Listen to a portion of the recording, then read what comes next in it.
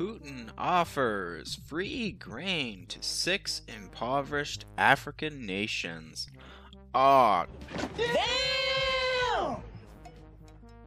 President Vladimir Putin went big the first day of the Russian-African summit in St. Petersburg on Thursday, offering free, quote-unquote, grain to 6 impoverished African countries. The gathering of some 17 African heads of state, down from prior years given U.S. pressure and the Ukrainian war, and many more senior officials from countries across the continent, comes just days after Moscow rejected renewal of the UN-backed Black Sea Grain Initiative. Well, now we know why. Putin vowed the following in his keynote address to the summit. In the coming months, we will be ready to provide Burkina Faso, Zimbabwe, Somalia, I know Somalia, the pirates, the Central African Republic, and Eritrea, probably said that wrong, never heard of that one before, with 25,000 to 50,000 tons of grain free of charge, he said. Yeah, as regional reporting recounts, for over a year the grain deal allowed around 33 million tons of grains to leave Ukrainian ports, helping to stabilize global food prices and avert shortages. But now it's Russia's grain. But now, with the grain deal abandoned, Putin is being accused of leveraging food as a weapon to get his way in Ukraine and with the West. Yeah, why not?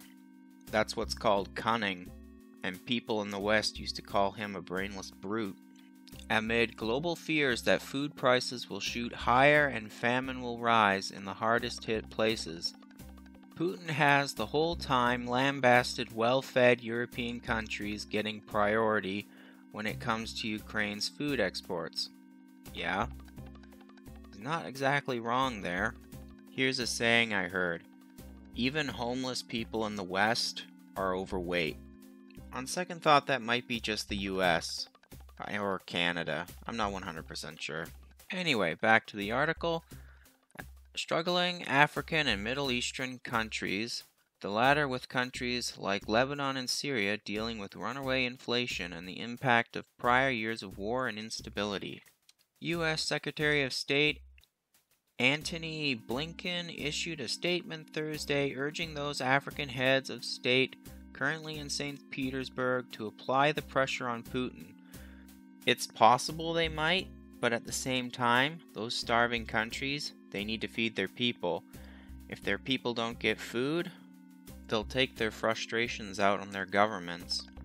Now, like I said in the beginning there, Somalia has the pirates. They probably have a lot of weapons, so they'd be very capable of ousting their government.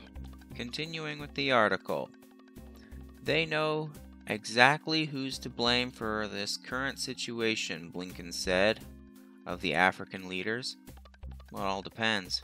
Do they care who's responsible, or do they care only about getting food to, keep their job?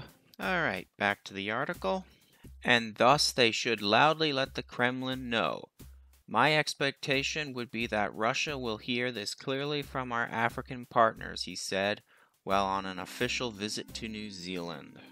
Alright, now I'm going to read some tweets. The West cannot stop Russia now, economically or militarily. Russia will stay east of the soon-to-be former EU and NATO once it boots the latter out of Ukraine. So, it's not exactly wrong. Economically speaking, Russia has grains, iron, coal, titanium, gas, oil, pretty much the same thing Ukraine has. And now Russia basically has Ukraine.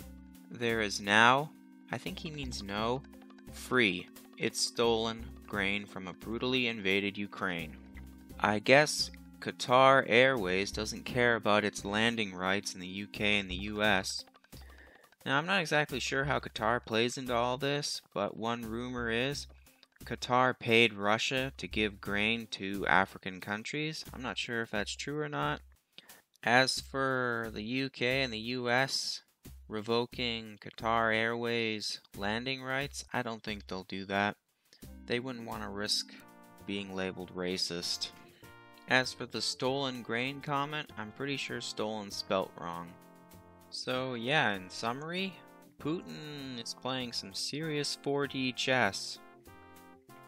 And again, the West said he was a brainless brute. Anywho, that's it for my thoughts on this matter. Take care out there in Clown World.